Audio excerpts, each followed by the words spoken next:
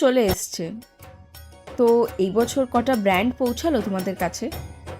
আমাদের কাছে পুজো মানে হলো সকাল থেকে রাত্রির ঠাকুর দেখা, নতুন জামা কাপড় পরা, বন্ধুদের সঙ্গে আড্ডা দেওয়া, রাস্তার ধারে ফুচকা খাওয়া। তবে অন্যদিকে ব্র্যান্ডসদের জন্য পুজো হলো একটা অন্যরকম উৎসব।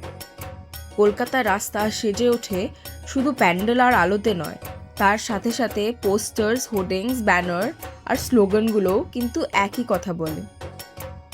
প্রত্যেক কোম্পানি নিয়ে আসে নতুন আইডিয়াস আর ক্যাম্পেইনস।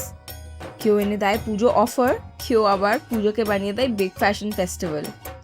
সববারের মতো এইবারেও পুজোতে তো অনেক শপিং হবে, অনেক প্যান্ডেল ঘোরা হবে, অনেক আড্ডা হবে।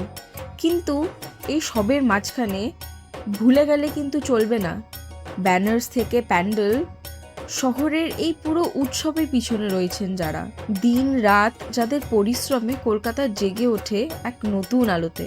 চলো এই পুজোতে একবার তাদেরকেও সেলিব্রেট করি। সবাইকে জানাই শারদীয়ার প্রীতি, শুভেচ্ছা ও অভিনন্দন।